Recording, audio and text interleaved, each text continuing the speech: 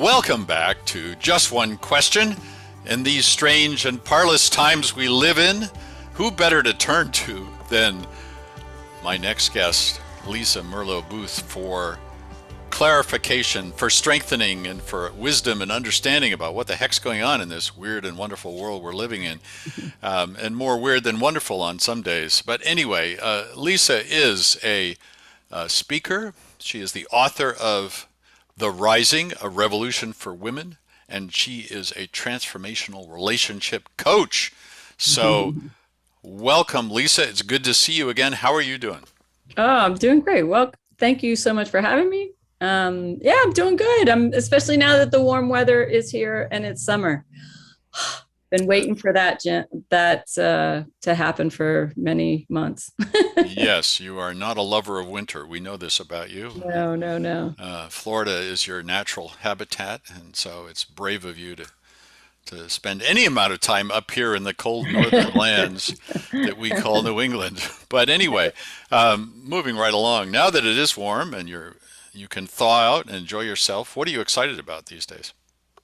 So one of the things I'm really excited about is a new course that I just started doing. It's on defensiveness, and it's been so fascinating to just to hear. There's been a lot of people in the course who are like really like super like motivated to learn and motivated to do the work, and more aware than I thought. I figured a lot of people would take the course because they live with somebody who's defensive, right? But not necessarily thinking it was their own.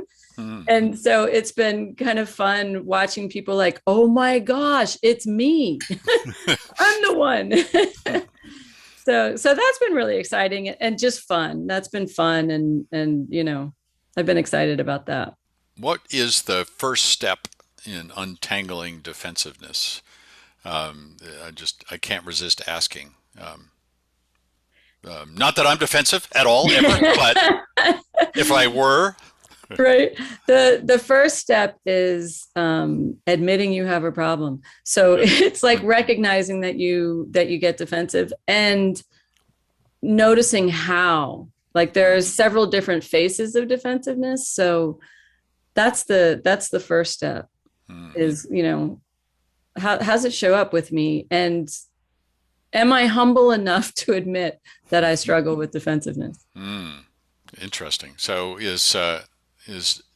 and I can't resist asking, is defensiveness only a male problem, mainly a male problem, or is it more equally distributed throughout the population than the popular culture would have us believe? No, it's an equal opportunity. Is it? It's I would say it's men, women, yeah, bosses, employees across the board, which is one of the reasons why I started the course, because I was seeing it in my practice just on steroids. And I would say the drivers of defensiveness are different for men versus women, Hmm. and both men and women are equally defensive, Hmm. pretty close to defensive. I think I know the answer to this question in asking it, but has it gotten worse during the pandemic? I mean, because all the mental health indicators are headed in the wrong direction, apparently, in terms of depression and drug and alcohol addiction and that kind of thing. Or does defensiveness, is that just a sort of a steady state thing, pandemic or no pandemic?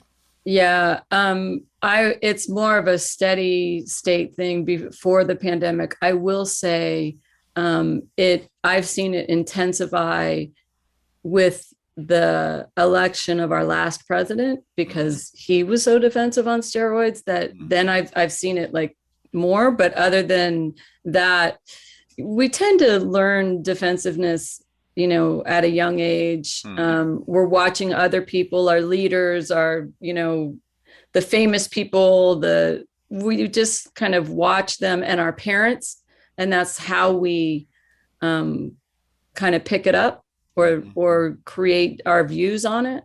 What should society do as a whole to be less defensive or to create fewer opportunities for defensiveness? Is there anything we can think of at a societal level? Or is this, I mean, you mentioned leaders, or is this just basically family units and people No, you watch? at a societal level, it's really about messaging. It's about stop sending messages that it's weak to admit you're wrong, or all these sayings like love is never having to say you're sorry. That is the stupidest saying ever. Like just ever, right? And so it's watching our messaging around perfection and having to do everything perfect and get everything right. Hmm. Our messaging around it's weak to admit that you made a mistake. It's actually way more courageous to be able to acknowledge that you made a mistake. You're human. There is no way to get out of this world alive without making millions of mistakes. So making a mistake and then doubling down on it by trying to be tough or pretend that you didn't make it is just makes a little mistake a bigger mistake and harder. So our messaging to our children, to our employees, to everybody needs to shift, and we need to start thinking that acknowledging your mistakes is courageous and powerful, and that shows strength rather than pretending you didn't make them. Mm. Toddlers can say they didn't make mistakes. That's not powerful. Yeah, it's interesting that you immediately draw both on the family, the individual person, and also the workplace, because the workplace has been struggling for a long time to say learn, fail fast, and learn to admit your mistakes and whatnot. Yes. So publicly we say that, but the implicit message we send out is don't make mistakes in the business world, don't fail, don't admit it when you do, and so on. So it's a real double bind there, especially in the business world, and that's something I think we're still struggling with. Do you see that? Oh, absolutely. It's such an issue because if you acknowledge your mistakes, especially if you don't have a healthy boss, if you don't have a healthy boss, then you're going to be shamed for it. You're going to get in trouble for it. Your employees your coworkers are going to be like, oh, you just screwed it up for us. People will misplace blame all the time. Oh, I was late. Well, because, Sam over here, he didn't give me his stuff. And they throw each other under the bus all the time because in business, like you want that next promotion and you want to look like you have it all together and blah, blah, blah. And so it's a really tough, it's a tough journey. If you don't have a really emotionally mature and healthy boss to be able to be like, hey, don't worry about it. Y'all make mistakes. I'm glad you're pushing it. I'm glad you're trying. I'm glad you're learning. Then you might be in an environment where it's going to hurt you to be accountable.